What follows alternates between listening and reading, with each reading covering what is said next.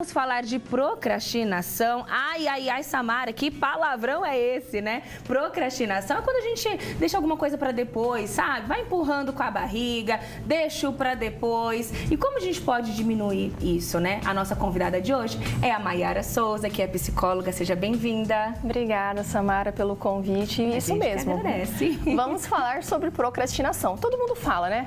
Eu procrastino. Vamos entender um pouquinho melhor sobre procrastinação, como identificar pensamentos, como ter comportamentos mais saudáveis e diminuir a procrastinação. Verdade. Eu falei brevemente assim o que é, mas você pode até explicar para o pessoal de casa mais aprofundado, né? O que de fato é procrastinação. E já emendo em outra pergunta. A pessoa que procrastina, ela admite? Então vamos lá. Procrastinação é o ato de você deixar para fazer depois. Então aquela atividade, aquela tarefa, a pessoa pega e fica assim, amanhã eu faço, depois eu faço. Geralmente questão de dieta, de exercício físico, a pessoa fica muito assim, segunda que vem eu faço. Verdade. É interessante assim, quantos dias de maio você já jogou para junho? Verdade. Isso também é interessante, porque às vezes a gente fica, não, mês que vem eu faço, não, eu tenho tempo. Segunda. Isso, segunda. E nunca chega aquela segunda, né? Chega a segunda, daí você joga para a semana que vem, para o outro mês. E interessante que a procrastinação, muitas pessoas acabam sendo avaliadas como preguiçosas. Olha. Então, as pessoas falam, ela era preguiçosa. E não, às vezes a pessoa realmente não tem estratégias, recursos para lidar com a procrastinação. E é interessante a gente falar desse tema, que eu tenho percebido na clínica que muitas pessoas acabam procrastinando, mas por não ter recursos, isso no automático. Então, às vezes a pessoa, a avaliação que ela faz diante daquela atividade, às vezes é uma atividade chata, às vezes é uma atividade mais enfadonha. Então, a pessoa fala, depois eu faço, amanhã eu faço. E acaba chegando acaba não conseguindo lidar com isso. A gente sabe que a gente tem que fazer, né? Por exemplo, você está no seu trabalho. Você sabe que você tem que fazer aquele relatório. Uma hora você vai ter que entregar aquilo, né? Mas a gente fica adiando até o último segundo, né? E quais os prejuízos disso? Então, a pessoa pode ter vários prejuízos em diversas áreas da vida. Então, ela pode ter prejuízo na área acadêmica, na saúde. Então amanhã eu faço, depois eu procuro uma atividade física, depois eu faço uma dieta.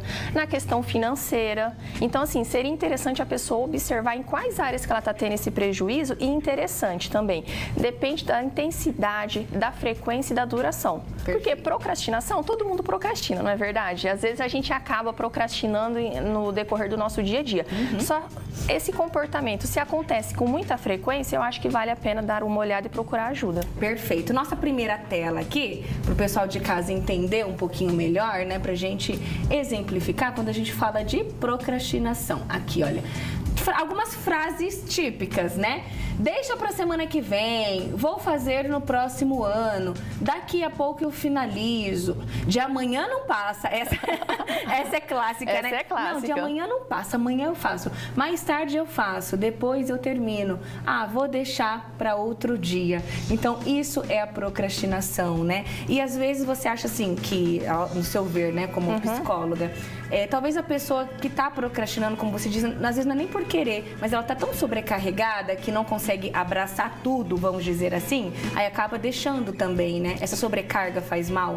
Isso, faz mal. Porque o que acontece? Isso daqui é um exemplo dos pensamentos sabotadores que a gente fala, que aparecem no dia a dia. Então, assim, esses pensamentos são os clássicos. Amanhã eu faço, depois eu faço, eu tenho tempo. Então, por exemplo, hoje é dia 10, só que eu preciso entregar um trabalho dia 20. Dia 19 à noite eu faço. Isso, exatamente isso, Samara. Você lembrou um ponto importante. Por que as pessoas procrastinam? Porque elas acabam tendo um ganho. Então, a pessoa acaba, dia 19, ela faz, a adrenalina alta ali, ela acaba fazendo a atividade. Pode não ser do jeito que ela imaginava, que ela pensou, só que ela acaba fazendo. Então, a pessoa fala assim, não, na próxima atividade eu não vou procrastinar, não vou passar por esse prejuízo, né, por esse desconforto. Só que daí na próxima ela acaba fazendo. Por quê? Muitas vezes não tem recursos para lidar com a procrastinação. Ótimo. Então, a partir de agora, se você se identificou com tudo isso, Samara, confesso, eu fiz isso, deixei a dieta para amanhã, deixei a academia para amanhã, deixei o meu relatório para depois, né? Então, agora, algumas estratégias, a Mayara enviou pra gente aqui algumas estratégias bem bacanas para você diminuir essa procrastinação. Vamos ver a primeira aqui. Estabeleça um objetivo realístico. Então, nada assim ilusório, né? Algo que você consiga alcançar? Isso, exatamente. Porque assim, eu quero parar de procrastinar. É algo muito ilusório. Mas parar de procrastinar o quê? Exatamente. Então, quero emagrecer. Mas emagrecer o quê?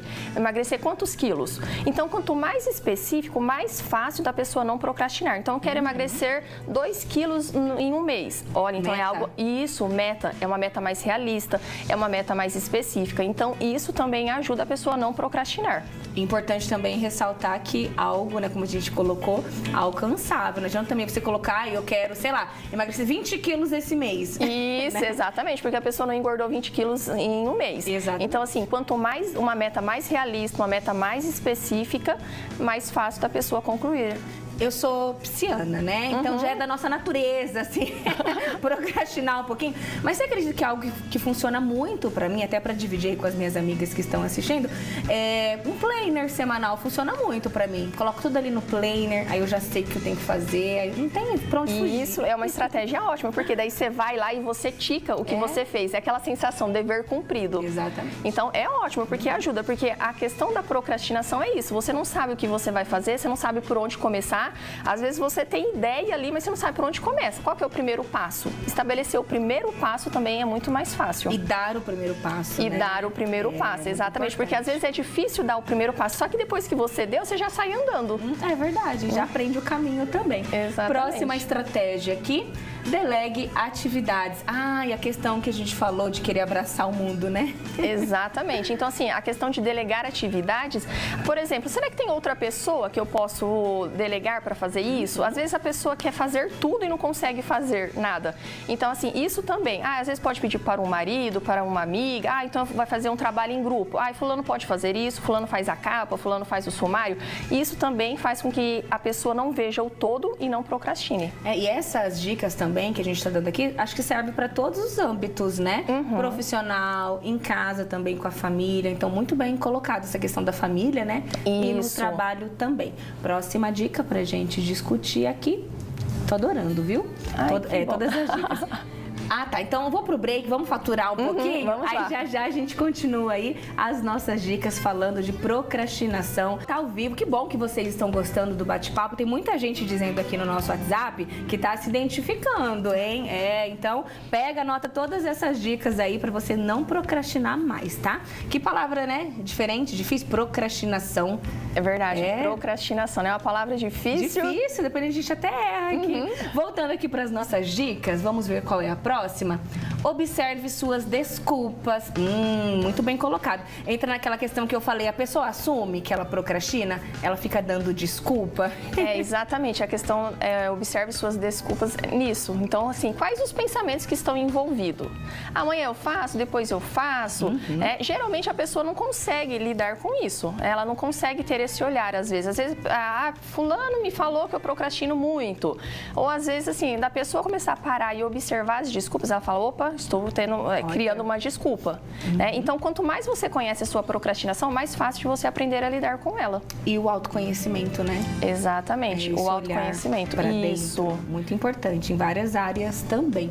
Próxima dica para você não procrastinar, recompense seu progresso. Eu fiquei curiosa para esse tópico de repente, você reconhecer também, olha, de repente fiz antes do prazo, ou entreguei um trabalho legal. Isso, exatamente, porque a pessoa espera só o final. Só que a jornada ali é muito interessante, o progresso ali. Então, quanto você... Às vezes, eu só vou me parabenizar quando acontecer tal coisa. Não, mas deixa o esforço.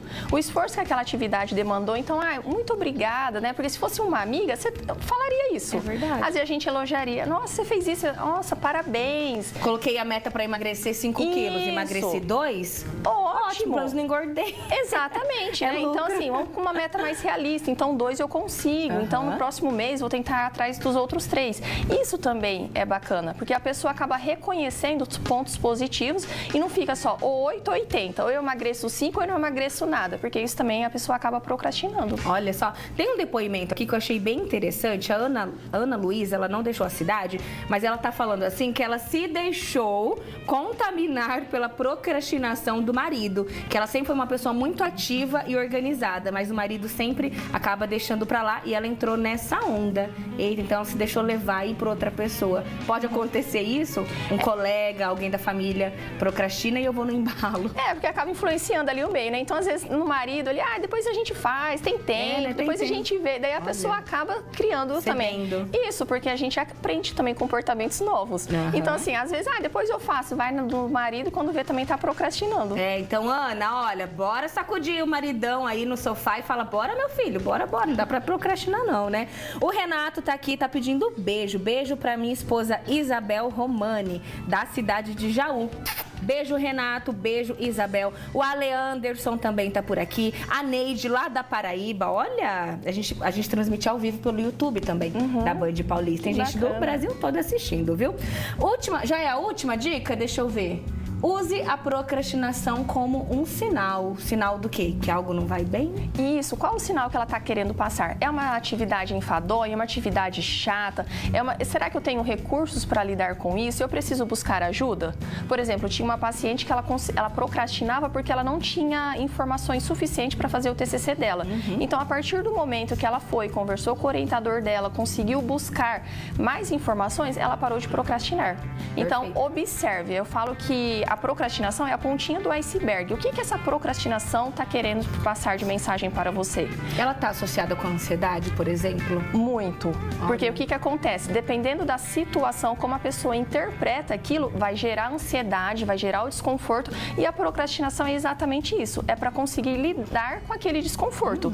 Então, entre fazer uma atividade, escrever, que demanda muito tempo, muito a atividade do nosso cérebro, o que a gente vai querer fazer? Assistir uma série, assistir um filme, que é uma atividade mais prazerosa. Então, é algo mais imediato. Então, sim, tem muito a ver com a ansiedade. E quanto mais você consegue entender a sua ansiedade, você acaba reduzindo a procrastinação. O nosso próprio cérebro, então, pode sabotar, né, a gente. A gente sabe o que a gente tem que fazer, mas fica ali, sabe, o anjinho e o outro. Não, vai assistir um filme, depois você faz aquilo, né? Isso, exatamente. E que a gente quer mostrar que isso realmente acontece, né? Normal acontecer. O que não é normal é você deixar e não procurar sair disso. Isso, exatamente. A frequência, a duração. Tá acontecendo muito, a pessoa percebe que tem prejuízos com aquilo, então para e procura ajuda, né?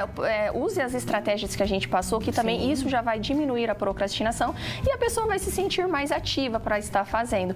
E outra coisa também interessante, às vezes a pessoa espera a vontade para fazer. Olha. E é interessante você começar a fazer para aparecer a vontade. Então comece a fazer, né? Delegue pequenas atividades, coloque no dia a dia, monte um planner, vai fazendo, porque o fato de você fazer, isso também diminui sua procrastinação, você vai ficar mais satisfeito e mais contente. Adorei! Dicas anotadas, se você perdeu, assim que acabar o Band Mulher, pode correr lá no canal da TV Band Paulista no YouTube, que o programa vai estar na íntegra lá pra você, e você pode rever, tirar print. Maiara, adorei as dicas, viu? Seja sempre bem-vinda. Obrigada, Até Samara. A próxima. Até. E bora parar de procrastinar, hein? Fica a dica aqui pra você.